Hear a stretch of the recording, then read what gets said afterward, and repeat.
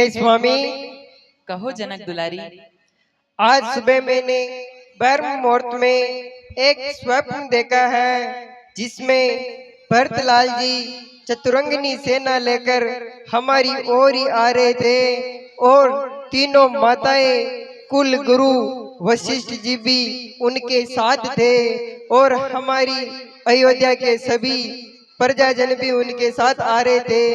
हे स्वामी, आज ये स्वप्न मुझे क्यों आया है ऐसा विचित्र सा?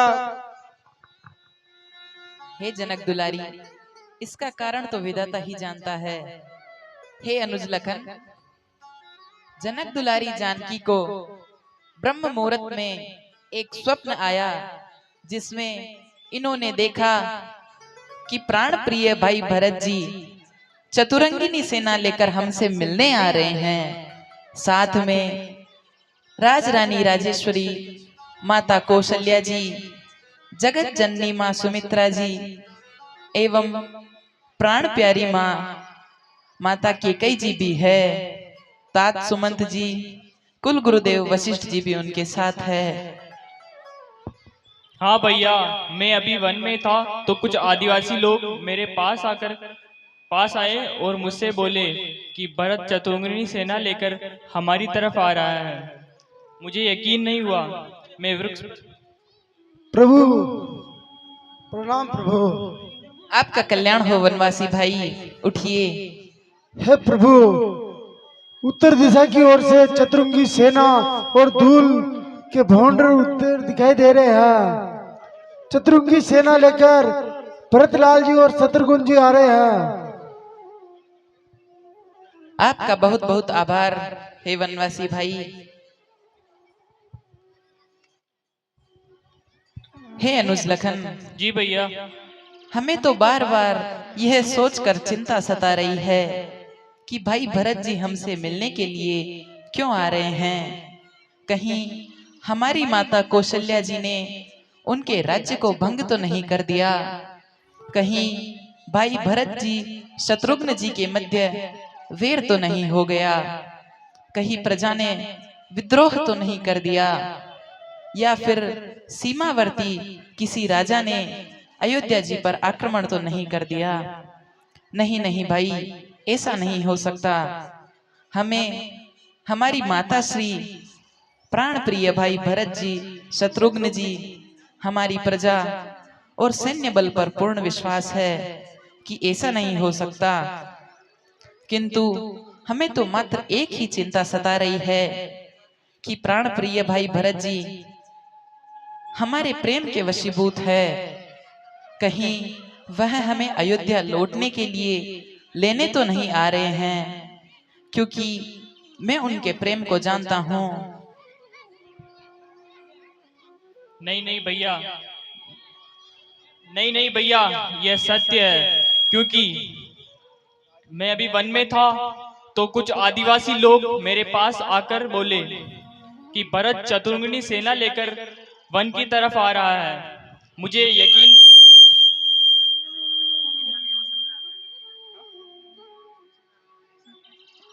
हाँ, लेकर आ रहा है, लेकिन ये नहीं हो सकता क्योंकि वह कुलगाती माता का पुत्र है। उसकी माता कुलगाती है। यह नहीं हो सकता। वह राजमत में पागल होकर आपसे युद्ध करने आ रहा है। यदि यह है तो मैं अकेला ही काफी हूं। मैं एक ही बाण पर सबका सर्वनाश कर दूंगा। नहीं नहीं भाई, माता श्री केकई जी के और भरत जी के प्रति ऐसी बात कहना उचित नहीं, क्योंकि प्राण प्रिय भाई भरत जी को तो केवल मैं जानता हूं। वो साक्षात प्रेम की प्रतिमूर्ति है। वह ऐसा कभी नहीं कर सकते। पृथ्वी हो जाए खंड खंड, विंध्याचल तिल तिल हो जाए, तूफान समुद्र से उठकर चाहे अंबर से टकराए, शंकर भी आकर मदद करे तो शंकर जी ही साक्षी है। रण में आज सुलाऊंगा जो श्री रामचंद्र जी का बैरी है। हे भाई लखन, अपने क्रोध को त्यागो और शांत रहो, क्योंकि विधाता सब अच्छा करेगा। नहीं नहीं भैया, भरत राजमत में पागल हो गया है, वह आपसे युद्ध करने आ रहा है। हे अनुज, ऐसा नहीं हो सकता। प्राण प्रिय भाई भरत जी को कभी राजमत नहीं हो सकता। हे भाई, उनको राजमत तो क्या, साक्षात ब्रह्मा विष्णु और महेश का पद भी मिल जाए तो उन्हें राजमत नहीं हो सकता। हे भाई, तुमने नीति तो बहुत अच्छी कही, किंतु किसी कार्य को करने से पूर्व वह कार्य करना उचित है या अनुचित, उसके क्या लाभ और हानि है, उसके क्या परिणाम हो सकते हैं, सभी चीजों को विचार करके ही उस कार्य को करना चाहिए। हे भाई, तुमने कहा कि भरत को राजमत हो गया है। नहीं भाई, ऐसा कदापि नहीं हो सकता। क्या काजी की कुछ बूंदों से क्षीर सागर फट सकता है? क्या ज्येष्ठ के दोपहर के सूर्य को आसमान में मार्ग न मिले, ऐसा हो सकता है? क्या मच्छर की फूंक से सुमेरु पर्वत उड़ सकता है? नहीं नहीं भाई, ऐसा कदापि नहीं हो सकता। तुम निश्चिंत रहो, विधाता सब अच्छा करेगा, क्योंकि प्राण प्रिय भाई भरत जी हमारे प्रेम के अधीन है। हमारे प्राण उनमें बसते हैं और उनके प्राण हम में बसते हैं।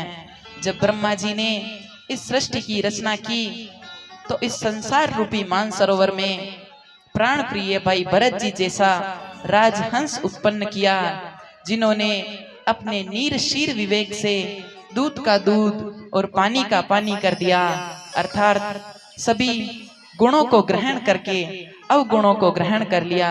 इसीलिए किसी भी बात की चिंता मत करो भाई। हे भैया, राजमत तो अच्छे अच्छे राजाओं का हो जाता है, लेकिन भरत तो सामान्य मनुष्य है, उसको राजमत क्यों नहीं हो गया? हे अनुज लखन, भरत जी को कभी राजमत नहीं हो सकता, क्योंकि उनका जन्म तो इस संसार का भरण पोषण करने के लिए हुआ है, धर्म की धुरी को धारण करने के लिए हुआ है। इसीलिए उन्हें कभी राजमत नहीं हो सकता। अपने हृदय से धैर्य को धारण करो और शांत रहो भाई, विधाता सब अच्छा करेगा, क्योंकि आने वाले समय में इस आर्यव्रत की पावन धरा को उन्हीं के नाम से जाना जाएगा। भरता नाम देश है भारत है, अर्थात भरत का जो देश है वही भारत है। भरत जी को केवल मैं ही जान सकता हूँ, मेरे प्राण उनमें बसते हैं। हाँ साहब, ये 100 रुपये हमारे रोपा ग्राम के हेलो श्री राधे हरिओम। सरपंच साहब श्री सत्यनारायण जी जागड़ की ओर से इसी दृश्य पे बैठ रहे हैं। धन्यवाद, भगवान खूब दे आपको। ओ भरत चला रे अपने,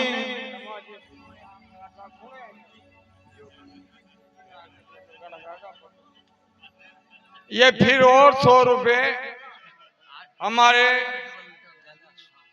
श्री रामेश्वर जी जाकड़ कंपाउंडर अखेपुरा निवासी, उन्हीं की ओर से प्रभु श्री राम के चरणों में भेंट है। धन्यवाद खूब दे। हमारे व्यवस्थापक दिनेश जी जाट, हेमराज जी चौधरी, हिंदूलाल जी गाडरी, जिन भाई ने रसीद नहीं कटाई है वो रसीद कटवा ले तीनों से। धन्यवाद। और संपत जी हमारे व्यवस्थापक, ध्यान दे व्यवस्था में आज अच्छा सुधार किया आप। धन्यवाद। ओ भरत चला रे अपने राजा को मनाने। हे गुरुदेव, आर्य सुमन जी ने कहा था कि भैया इन्हीं मार्गों से होकर वन को गए हैं, लेकिन अभी तक किसी भी प्रकार से ना उनकी कोई सूचना है और ना ही कहीं दिखाई दे रहे हैं। हे गुरुदेव, मेरा मन व्यथित और व्याकुल हो रहा है। हाँ साहब, ये 21 रुपए श्री सत्यनारायण जी बनने वाले लोग, उनकी ओर से भेंट इसी दृश्य पे। धन्यवाद। हे पुत्र व्रत, तुम धैर्य धारण करो, विधाता सब अच्छा करेगा। तुमने जो मन में अपने मनोरथ विचारे हैं, विधाता उनको शीघ्र ही पूर्ण करेगा। चलो अब हम आगे बढ़ते हैं। हे गुरुदेव, एक एक क्षण वर्षों के समान प्रतीत हो रहा है गुरुदेव। राजा को मनाने अपने राम को मनाने, राजा को मनाने अपने राम को मनाने। भैया ओ भरत भैया, ओ भरत चला अपने राजा को मनाने, भरत चला रे राजा राम को मनाने।